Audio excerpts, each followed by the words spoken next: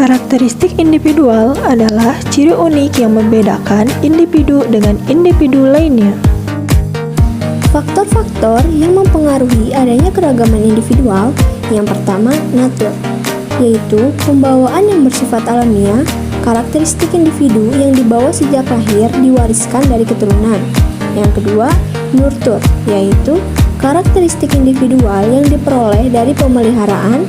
Pengasuhan adalah faktor-faktor lingkungan yang mempengaruhi individu sejak dari masa pembuahan sampai selanjutnya. Manfaat mengetahui keragaman karakteristik peserta didik bagi guru. Yang pertama, guru dapat memilih dan menentukan pendekatan pembelajaran yang sesuai dan tepat sehingga dapat memfasilitasi peserta didik untuk belajar secara efektif. Yang kedua, guru dapat menyusun dan mengorganisasikan materi pembelajaran dan menentukan media yang tepat.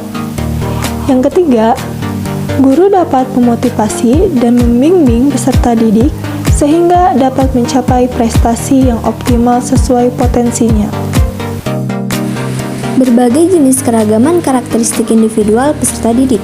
Yang pertama, karakteristik yang berkaitan dengan kemampuan awal atau prerequisite skills dan aspek psikomotor. Yang pertama, intelektual, yaitu kecerdasan intelektual adalah istilah yang digunakan untuk menjelaskan sifat-sifat berpikir yang meliputi pemecahkan masalah, menalar, dan memahami gagasan sehingga daya tangkap dan berpikir abstrak. Yang kedua, kemampuan berpikir. Kemampuan berpikir adalah kemampuan seseorang menggunakan otak, domain kognitif atau akal, dan hati, domain afektif atau kalbu, sebagai landasan kepada keyakinan atau tindakan. Kemampuan berpikir merupakan bagian dari kemampuan kognitif. Berdasarkan tahap perkembangan kognitif, kecenderungan belajar anak usia SD yaitu yang pertama, kongrit, merupakan proses berpikir lewat bayang atau tanggapan khusus yang terjadi dari pengamatan panca indera yang bersifat kongrit. Yang kedua, integratif. Berpikir integratif terjadi ketika otak mencari arti, melakukan penginderaan, dan memahami segala hal yang dialaminya. Yang ketiga, hierarkis. Cara anak belajar berkembang secara bertahap mulai dari hal-hal yang sederhana ke hal-hal yang lebih kompleks. Nah, yang ketiga ada aspek psikomotor. Aspek psikomotorik adalah aspek yang berhubungan dengan kemampuan keterampilan atau skill seseorang. Psikomotorik berhubungan dengan pengembangan motorik, koordinasi otot, dan keterampilan-keterampilan fisik. Karakteristik yang berkaitan dengan latar belakang dan status sosio-kultural.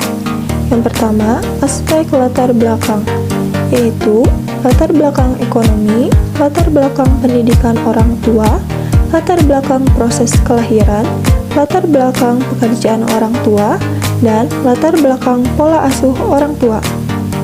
Pola asuh dibagi menjadi 4, yaitu pola asuh permisif atau toleran dengan penuh kesabaran. Yang kedua, pola asuh otoritatif, yaitu demokratis.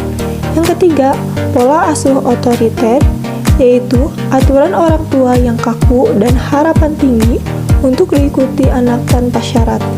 Yang keempat, pola asuh yang tidak terlibat atau tidak diperlihatkan.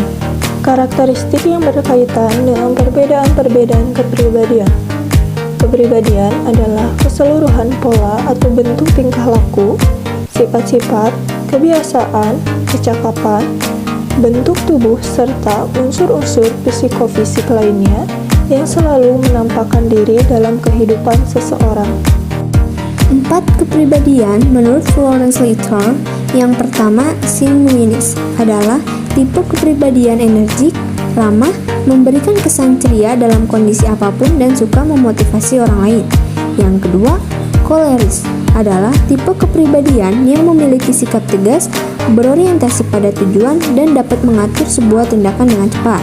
Yang ketiga, melankolis adalah tipe kepribadian yang memiliki ciri sikap pendiam, pemikir, dan perfeksionis. Sedangkan yang keempat, ada pragmatis adalah tipe kepribadian yang memiliki pembawaan yang selalu merasa cukup terhadap apa yang dimiliki.